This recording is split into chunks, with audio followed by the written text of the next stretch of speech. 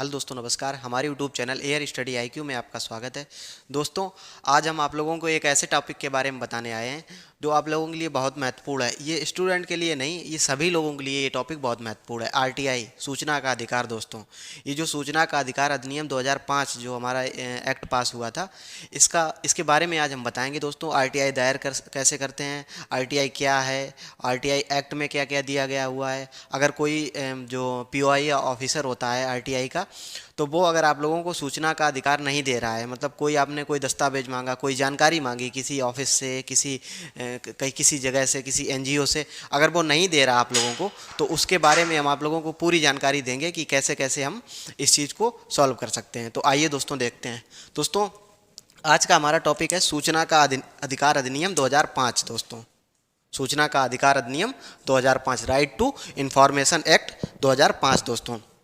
दोस्तों ये है क्या एक्चुअल में, ये अधिनियम जो है ये है क्या? ये दोस्तों सूचना का अधिकार अधिनियम है। मतलब इसके तहत हम किसी ऑफिस से है, किसी एनजीओ से, और किसी भी मतलब जो भी लोक प्राधिकरण है, जो भी मतलब ऑफिस है, किसी भी जगह से हम अपना सूचना मांग सकते हैं। कि कोई जैसे मान लो कोई हमारे गांव में कोई रोड बना और हमें उसकी जानकारी लेनी है कि दोस्तों इसमें कितना पैसा खर्च हुआ, किस अधिकारी ने रोड बनाया, ठेकेदार कौन था, इस बारे में अगर हमें जानकारी लेनी है तो हम आराम से ले सकते हैं। सरकारी ऑफिस से, सरकार से हम ये जानकारी मांग सकते हैं। क्योंकि दोस्तों कि हमारे यहाँ जो क्या है, लोकतंत्र है, लोकतंत्र का शासन है। तो यानी जनता हमारे यहाँ सरकार है। एक तरह से जनता के द्वारा कुछ लोग चुन के जाते हैं हमारी संसद में, पार्लियामेंट में, तो वो सरकार चलाते हैं। तो हमारा उतना ही हक है जितना दोस्तों उस सांसद का है। तो हम जो भी संसद सरकार से जानकारी ले सकते, वही जानकारी हम भी ले सकते हैं। तो आइए दोस्तों देखते हैं।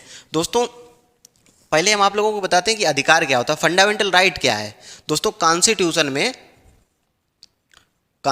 में दोस्तों वो दिया गया जो भाग 3 है, भाग 3, उसमें दोस्तों अधिकारों के बारे में पूरी जानकारी दी गई है। 12 से लेके दोस्तों 35 तक, 12 से अनुच्छेद 12 से लेके आर्टिकल 12 से लेके 35 तक पूरी जानकारी दी गई है। ठीक है, तो उसको हम फंडामेंटल राइट बोलते हैं, मूल अधिकार बोलते हैं दोस्तों।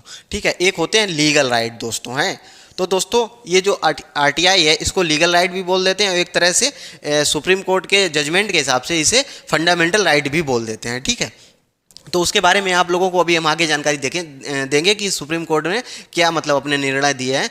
लेकिन हम आज पहले इसके बारे में ये जान लेते हैं कि इसका इतिहास क्या है। दोस्तों, आरटीआई कोई एक्चुअल में दोस्तों हमारे देश में नया नहीं है, ये कई देशों में लागू है दोस्तों। ये जैसे यूएसए है, स्वीडन है, यूएनओ है जो यूनाइटेड नेशन ऑर्गेनाइजेशन है, वहाँ भी दोस्तों ये चलता है।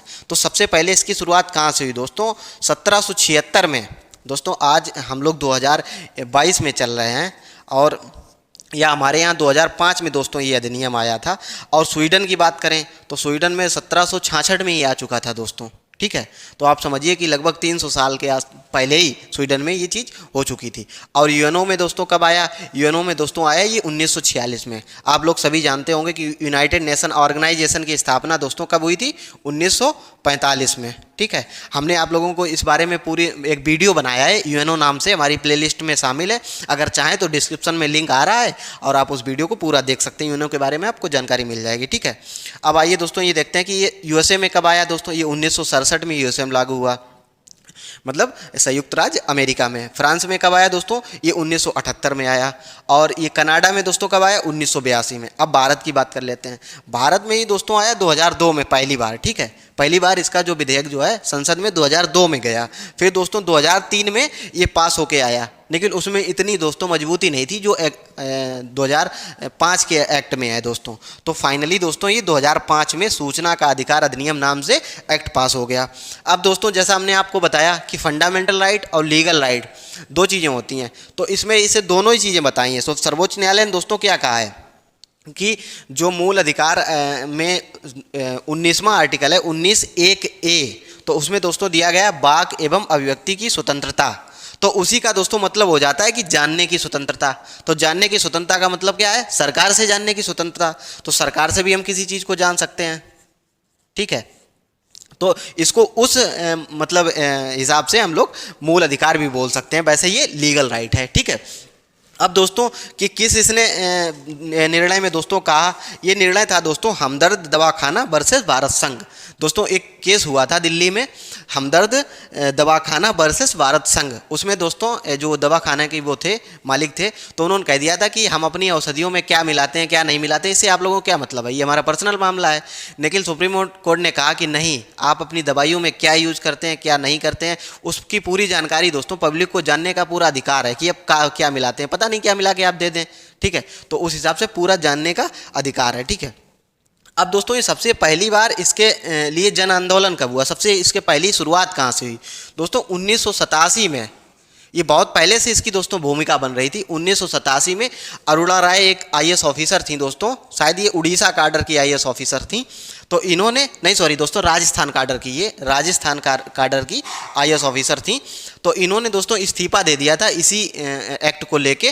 तो उनके साथ में सपोर्ट में थे निखिल डे। इन दोनों लोगों ने एक संगठन की स्थापना की, मजदूर किसान शक्ति संगठन। इसके माध्यम से दोस्तों सूचना का अधिकार अधिनियम 2005 को इन्हें बहुत ज़्यादा प्रमोट किया और इन्होंने कहा कि ये एक्ट होना चाहिए, मतलब ये सूचना का अधिकार एक होना चाहिए, मतलब लोगों को जानने के की अभिव्यक्ति होनी चाहिए, कि जानने की स्वतंत्रता होनी चाहिए।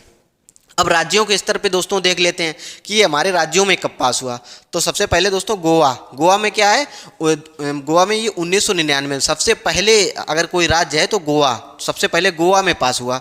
दूसरे नंबर पे दोस्तों कर्नाटक में पास हुआ 2000 में, राजस्थान में फिर हुआ 2001 में, दिल्ली में भी दोस्तों ये 2002 में हुआ, असम में भी दोस्तों 2002 में हुआ, और एमपी में दोस्तों 2003 में हुआ इसमें, और दोस्तों जम्मू एंड कश्मीर में 2004 में। अब दोस्तों एक बात कर लेते हैं कि कभी कभी ये पूछ देते हैं सबसे पहले इसका आंदोलन किस राज्य में हुआ। ये सूचना का अधिकार अधिनियम का आंदोलन दोस्तों राजस्थान में बोल देते हैं पास, हालांकि उसमें लेट हो पाया दोस्तों किसी वजह से, लेकिन इसका आंदोलन दोस्तों 1987 में हो चला था वहाँ पे राजस्थान में। और सबसे पहले पास कहाँ हुआ दोस्तों, गोवा में हुआ। तो ये कुछ दोस्तों राज्यों का इस तरह का मामला था। अब दोस्तों हम बताते हैं कि सूचना के अधिकार अधिनियम जो है उसमें कितने सेक्शन हैं और कितनी दोस्तों अनुसूचियाँ हैं और कितने भाग हैं, उसके बारे में हम पूरी आपको जानकारी देखते हैं। तो दोस्तों वीडियो पे बने रहिए। ठीक है दोस्तों, आइए अब हम आप लोगों को आरटीआई के जो जितने सेक्शन हैं, जितने अध्याय हैं और जितनी अनुसूचियाँ हैं, उन सारी चीज़ों के बारे में हम आप लोगों को बताते हैं, ठीक है। तो दोस्तों जो आरटीआई का एक्ट 2005 है, आप लोगों को हमने बताया सबसे पहले ये 2002 में आया था और 2003 में, तो आप लोग को पता ही है।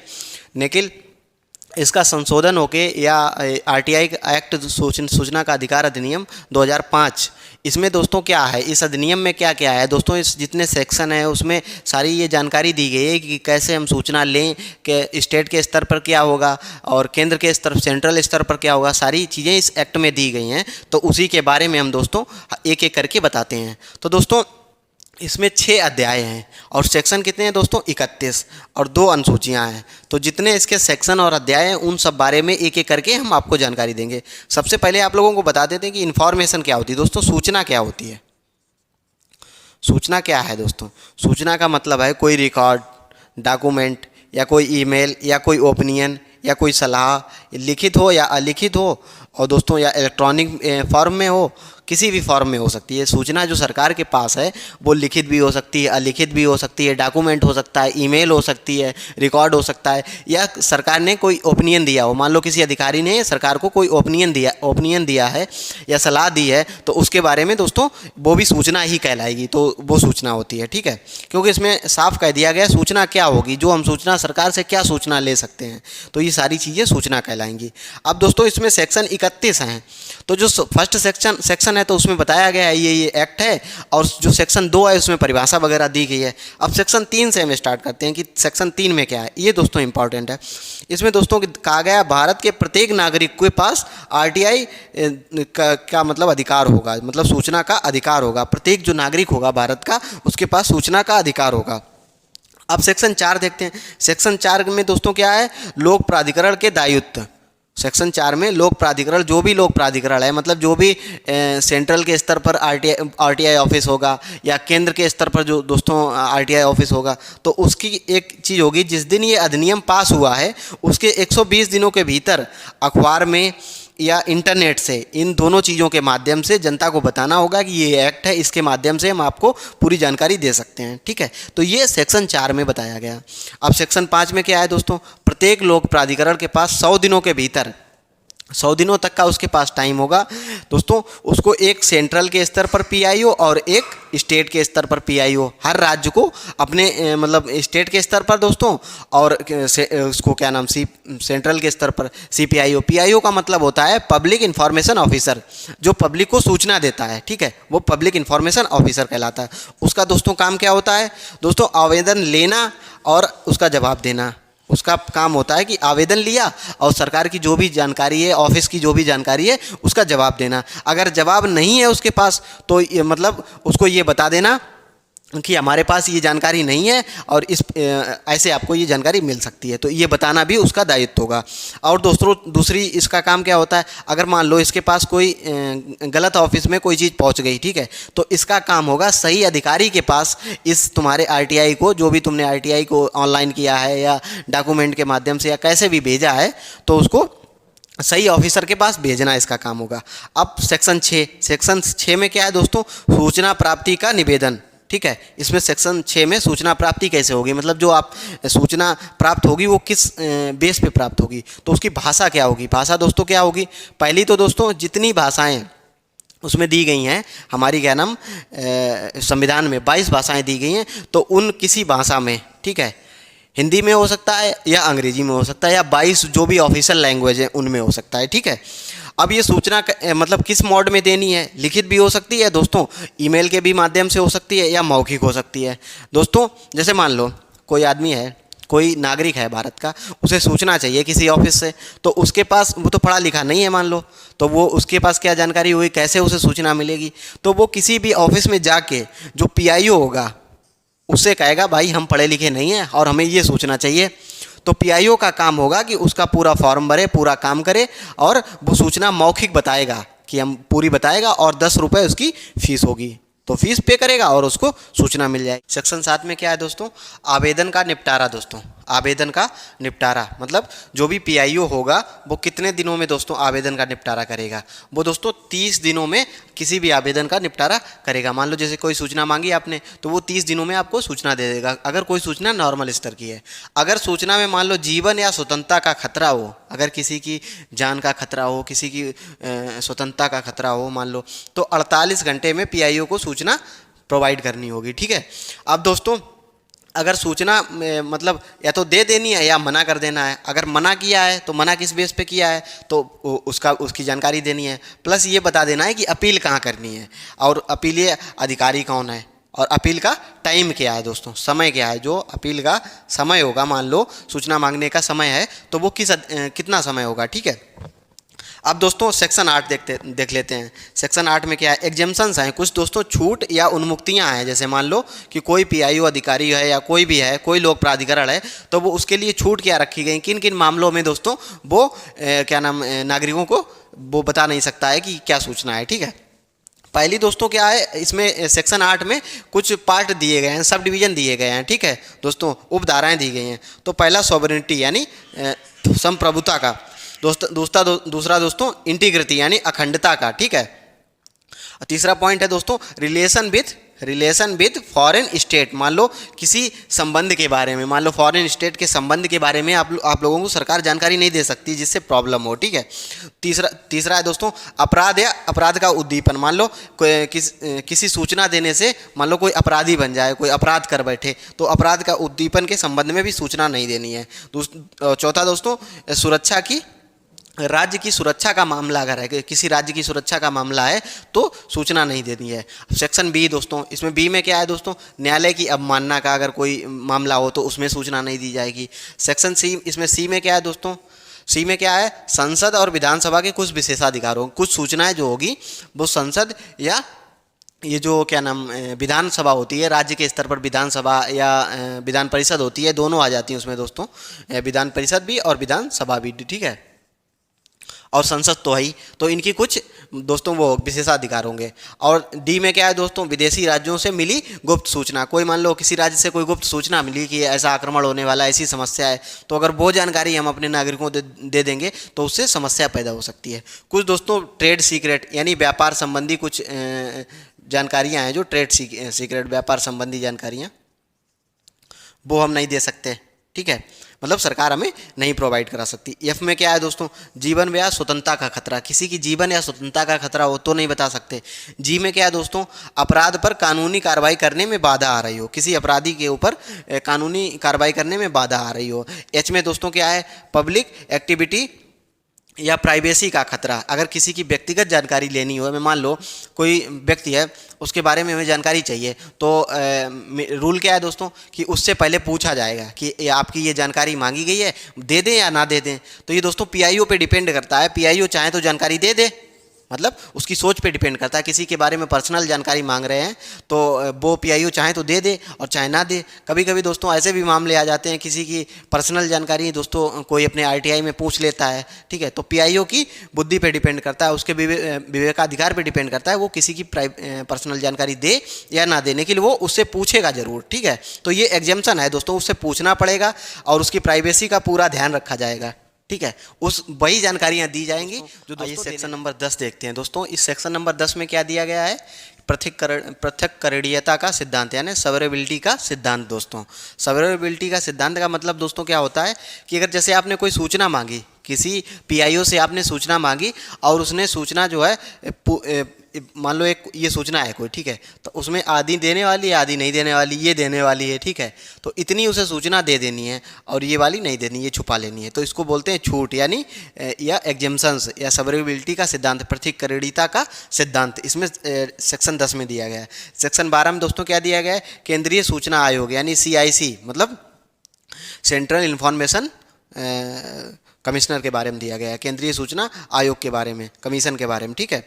तो दोस्तों इसका गठन कैसे होगा, CIC का गठन कैसे होगा, सेंट्रल इंफॉर्मेशन उसका कमीशन का गठन कैसे होगा दोस्तों। तो अब दोस्तों बता दें कि इसमें एक CIC होगा, एक IC होगा, ठीक है, एक CIC होगा, CIC मतलब क्या होगा, जो मुख्य सूचना आयुक्त होगा, और एक होगा सूचना आयुक्त, ठीक, दो इसमें होंगे। इसके जब गठन होगा इसमें दो ऑफिसर होंगे, एक होगा CIC, एक होगा IC, ठीक। अब अपॉइंटमेंट इसका दोस्तों, अगर अपॉइंटमेंट की बात करें CIC की और IC की, तो CIC का अपॉइंटमेंट कौन करेगा दोस्तों, PM होगा, उसमें एक समिति बनाई जाएगी, एक समिति बनेगी दोस्तों। उस समिति में कौन कौन होगा, ये 3 लोग होंगे। पहला दोस्तों PM होगा, दूसरा दोस्तों कौन सा होगा, लीडर ऑफ अपोजिशन यानी नेता विपक्ष होगा, जो संसद में नेता विपक्ष होगा लोकसभा का, वो होगा। तीसरा दोस्तों कौन होगा, कैबिनेट मिनिस्टर, ये CM मत समझना दोस्तों, कैबिनेट मिनिस्टर है, कैबिनेट मिनिस्टर, ठीक है, कैबिनेट मिनिस्टर होगा। अब दोस्तों इसमें कौन कौन से लोग जो CIC बन कौन कौन सकता है, CIC या IC कौन कौन बन सकता है दोस्तों। इसमें साइंस टेक वाला जो होगा, ठीक है, लॉ वाला होगा, जो LLB वगैरह जो किए होगा वो, और दोस्तों जर्नलिस्ट होगा, या सोशल वर्कर यानी सोशल सर्विस जो कर रहा होगा, समाज सेवा कर रहा होगा, ठीक है। इसका दोस्तों हेडक्वार्टर कहाँ है, अगर इसके हेडक्वार्टर की बात करें केंद्रीय सूचना आयोग का, इसका दिल्ली में है। इसकी शाखाएं कहीं भी हो सकती हैं, मतलब इसी सेक्शन 12 में दिया गया है कि इसकी शाखाएं कहीं भी हो सकती हैं। अब इसमें सेक्शन 13 में दोस्तों क्या दिया गया है, CIC और IC की सेवा शर्तें, कि इसकी सेवा शर्तें क्या होंगी, इसका कार्यकाल क्या होगा, उस बारे में बताया गया दोस्तों। इसका कार्यकाल क्या होगा, 5 वर्ष या 65 वर्ष। अब दोस्तों इसका नो रीअपॉइंटमेंट, मतलब ये दोबारा नहीं चुना जा सकता, ये एक ही बार चुना जाएगा। और IC दोस्तों इसका भी 5 वर्ष या 65 वर्ष। ये दोस्तों CIC बन सकता है, जो सेंट्रल इंफॉर्मेशन कमिश्नर बन सकता है या मुख्य सूचना आयुक्त बन सकता है दोस्तों। CIC IC आप समझ तो रहे होंगे कौन है, CIC और IC। CIC मतलब मुख्य सूचना आयुक्त, IC मतलब सूचना आयुक्त यानी सेंट्रल इंफॉर्मेशन कमिश्नर, और IC मतलब इंफॉर्मेशन कमिश्नर, ठीक है, ये दोनों हैं। तो इसकी दोस्तों की क्या है, इसका नो रिअपॉइंटमेंट, ये दोबारा से नहीं चुना जा सकता, ये दोबारा से चुना जा सकता है। कभी कभी ऐसे क्वेश्चन आ सकता है कि CIC का दोबारा से चयन हो सकता है, उसमें ऑप्शन दिए होंगे हाँ या हो सकता है या नहीं हो सकता है, तो ऐसे करके दिए होंगे, तो इसका नहीं हो सकता है, लेकिन IC का हो सकता है। लेकिन कार्यकाल दोस्तों 5 ही वर्ष रहेगा, रीअपॉइंटमेंट हो सकता है, मान लो 2 साल ये IC रहा, 2 साल सूचना आयुक्त रहा, और 3 साल के लिए मुख्य सूचना आयुक्त बन सकता है। अब दोस्तों सेक्शन 14 देख सकते हैं, इसका रिमूवल कैसे, इसको हटाना, मान लो कोई चुना जाता है, हमारे देश में राष्ट्रपति भी चुना जाता है, तो उसको रिमूव कैसे किया जा सकता है, यानी कैसे हटाया जा सकता है। तो दोस्तों साबित कदाचार, मतलब कि कोई इसके ऊपर कोई गलती साबित हो गई हो, कोई भ्रष्टाचार साबित हो गया कि इसने कोई गलती की, या मान लो दिवालिया हो गया, ठीक है, उस कंडीशन में इसके ऊपर जो है सुप्रीम कोर्ट में केस चलेगा। जब दोस्तों केस चलेगा तब ये दो निलंबित रहेगा, और जब केस में ये साबित हो जाएगा कि हाँ इसने कोई गलती की, तो राष्ट्रपति इसे रिमूव कर देगा। ठीक, आइए दोस्तों, ये जो सेक्शन 15 से लेके 17 है, इसमें राज्य सूचना आयोग के बारे में बताया गया है। जैसे दोस्तों एक केंद्र सूचना आयोग होगा, वैसे दो राज्य के स्तर पर राज्य सूचना आयोग होगा। तो राज्य के स्तर पर इसमें बताया गया है सेक्शन 15 से लेके 17। तो 15 में दोस्तों इसका गठन दिया गया है, और इसमें दोस्तों क्या नाम, इसकी जो गठन होगा उसका किस आधार पे गठन होगा, इसमें जो एक समिति बनाई जाएगी। जैसे दोस्तों एक केंद्रीय सूचना आयोग के उसमें एक समिति बनाई जाती थी, उसमें पीएम होता था। इसके बाद दोस्तों लीडर ऑफ अपोजिशन होगा, यानी लोकसभा के विपक्ष का नेता, और तीसरा होता था कैबिनेट मिनिस्टर। तो इसमें दोस्तों क्या होगा, राज्य के स्तर पर इसमें सीएम होगा, और लीडर ऑफ अपोजिशन दोस्तों जो विधानसभा होगा उसका जो विपक्ष का नेता होगा। इसके बाद सीएम, जो ये सीएम है ये दोस्तों कैबिनेट मंत्री होगा। ये सीएम होगा दोस्तों मुख्यमंत्री, ठीक है, मुख्यमंत्री होगा, कैबिनेट मंत्री होगा, और लीडर ऑफ अपोजिशन होगा। ठीक, सेक्शन 16 में दोस्तों टर्म दी गई है कार्यकाल, 5 वर्ष, मतलब या तो कार्यकाल होगा या 65 वर्ष की उम्र तक, ठीक है, जो भी पहले हो जाए। सेक्शन 17 में दोस्तों रिमूवल, इसमें दोस्तों इसका रिमूवल जैसे उसमें क्या नाम केंद्रीय सूचना कमिश्नर का जो होता था, उसमें क्या नाम सीआईसी का, उसी हिसाब से इसमें होगा। इसमें दोस्तों सुप्रीम कोर्ट और राज्यपाल, वहाँ पे क्या होता था, राष्ट्रपति होता था, यहाँ पे राज्यपाल होगा। लेकिन जो इसकी जांच चलेगी वो सुप्रीम कोर्ट में ही चलेगी, सुप्रीम कोर्ट जांच करके तब इसे रिमूव राज्यपाल कर देगा अगर कदाचार साबित हो गया। इसके बाद सेक्शन 18, इसमें पावर ऑफ फंक्शंस, मान लो जैसे आपको कहीं शिकायत करनी है, सूचना नहीं मिली, उसकी शिकायत करनी है, तो शिकायत किसके पास करनी है, ठीक है, उसकी शिकायत सुनना, उसका फैसला देना, ठीक है, और खारिज का आधार क्या है। और दोस्तों अनपेक्षित राशि की मांग, मान लो किसी अधिकारी ने, पीआईओ ने ज़्यादा पैसे मांग लिए, जैसे 2 रुपये कॉपी मिलती है उसकी फ़ोटो कापी, जैसे मान लो आपने कोई सूचना मांगी और अगर 5 पेज से बड़ी सूचना है, 5 पेज तक तो फ्री है, अगर 5 पेज से बड़ी है तो 2 रुपये कॉपी सूचना मिलती है। ये आगे आप लोगों को भी हम बताएंगे, एक सेक्शन में दिया गया है इसके बारे में। तो 2 रुपये कॉपी मिलती है। अगर उसमें ज़्यादा राशि मांग ली, अगर मान लो उसने बोल दिया कि 25,000 रुपये जमा करवाओ तब सूचना देंगे, ठीक है, तो फिर वो ज़्यादा हो जाएगी, तो उसमें फिर उसके ऊपर केस चलेगा। अब सेक्शन 20 दोस्तों, सेक्शन 20 में क्या है, दंड है। अगर पीआईओ ने कोई गलती कर दी तो उसके ऊपर दंड है। अगर पीआईओ ने जानबूझकर गलती की है, मतलब उसे पता है तब वो गलती कर रहा है, तो उसके ऊपर क्या होगा दोस्तों, 250 रुपये प्रतिदिन का जुर्माना लगेगा, और अधिकतम दोस्तों कितना होगा, 25,000 रुपये तक, ठीक है। ये इसका लेकिन पीआईओ का पक्ष पहले सुन लिया जाएगा, इसके बाद ही इसके ऊपर जुर्माना लगेगा, ठीक है।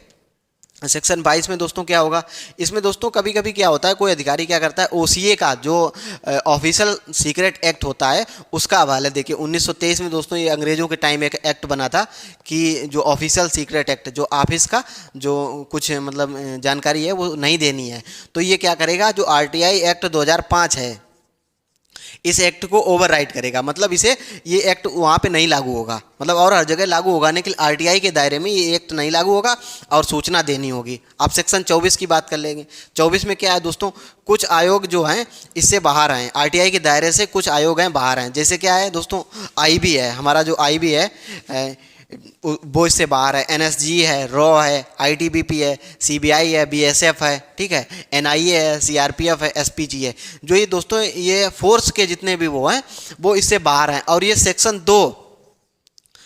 2 में सभी के बारे में पूरी तरह से जानकारी दी है, कितने आयोग है। और दोस्तों अगर आप लोग इसकी जानकारी सही से लेना चाहते हैं तो हमारे डिस्क्रिप्शन में लिंक डाल देंगे और पूरा पीडीएफ डाल देंगे, तो आप सेक्शन 2 उसको देख लीजिएगा, ठीक है। अब आइए दोस्तों आगे देखते हैं सेक्शन नंबर, अगला देखते हैं दोस्तों अब सेक्शन नंबर दोस्तों हम 28 देखते हैं। सेक्शन नंबर 28 में दोस्तों क्या है कि नियम बनाने की शक्ति। दोस्तों ये आरटीआई एक्ट है, इसमें दोस्तों आगे भी कुछ प्रॉब्लम्स आएंगी, उसके लिए नियम बनाने की शक्ति क्या हो, किसके पास होगी, तो दोस्तों इसमें शक्ति होगी लोकसभा और विधानसभा के स्पीकर के पास। राज्य के स्तर पर दोस्तों विधानसभा के पास और केंद्र के स्तर पर लोकसभा के पास, ठीक है। इन दो को इनके स्पीकर के पास दोस्तों ये शक्ति होगी, ये कोई नियम बना सकते हैं, ठीक। तो और इसके बाद दोस्तों जो राज्यसभा या जो विधान परिषद होगी उसके चेयरमैन के पास, जो चेयरमैन होता है उसके पास शक्ति होगी नियम बनाने की। सुप्रीम कोर्ट के पास, दोस्तों सुप्रीम कोर्ट का जो सीजेआई होगा उसके पास ये शक्ति होगी, वो भी कोई नियम बना सकता है। ठीक। अब हाई कोर्ट के पास जो उसका मुख्य न्यायाधीश होगा हाई कोर्ट का, उसके पास शक्ति होगी। और आर्टिकल 239 के तहत किसी सिविल सेवक या प्रशासक के पास।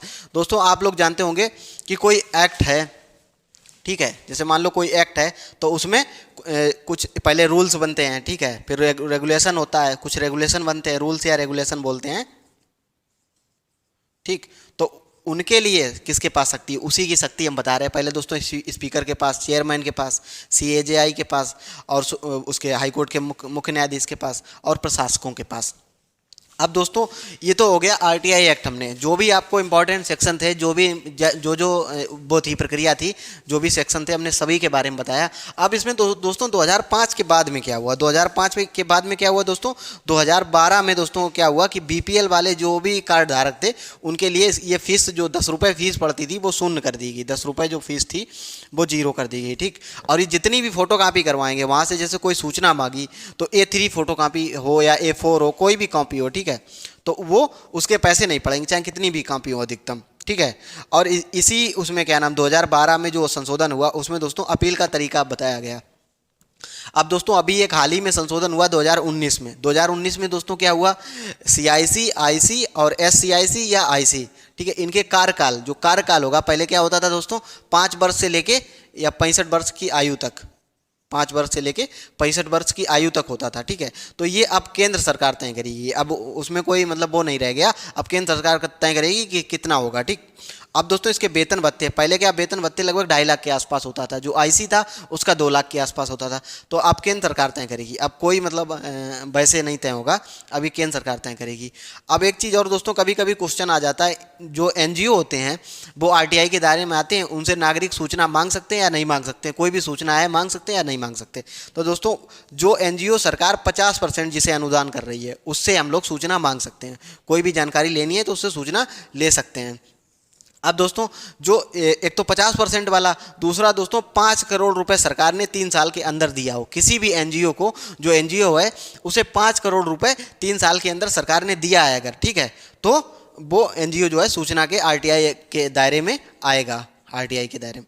अब दोस्तों इस पूरे जो अधिनियम है, जो भी पूरी हमने आपको ये वीडियो में बताया, तो इसका मेन उद्देश्य क्या है दोस्तों, जब हमें कोई भी जानकारी चाहिए होती, जैसे मान लो हमारे गांव में कोई गली बनी, या मान लो गांव में कोई पुलिया बनी, या कुछ भी बना, ठीक है, तो उसमें क्या अधिकारी ने किया, क्या मतलब जो भी ठेकेदार था उसने क्या मतलब कर दिया, कितने रुपए लगाए, कितने कहाँ खर्च किए, उस सभी की जानकारी अगर तुम्हें चाहिए हो तो इस अधिनियम के तहत आप लोग जो है आरटीआई दायर कर सकते हैं। पोस्ट के द्वारा 10 रुपये की फीस कटवाइए और पूरा सरकार से जानकारी मांगिए, पूरा लेटर टाइप से लिख के, और जो लेटर होगा वो 500 वर्ड से कम का हो, ठीक है, और वो पूरी सूचना आप किसी भी ऑफिस से मंगा सकते हैं, उसकी जानकारी रखनी हो। और हम लोगों का ये दायित्व भी है, अगर कोई भी काम सरकार कर रही है मान लो, तो उसकी हमें जानकारी हो कि कहाँ पे कितना खर्चा हुआ। क्या होता है कि काम, मान लो कोई प्रोजेक्ट 5 करोड़ रुपए का पास हुआ, तो क्या ठेकेदार क्या करता है, 1 करोड़ रुपए खुद लगाए या किसी अधिकारी से मिल लिया, तो दोनों ने आपस में बांट लिया और कुछ रुपए उसमें लगा दिए और बस रोड पास हो गई।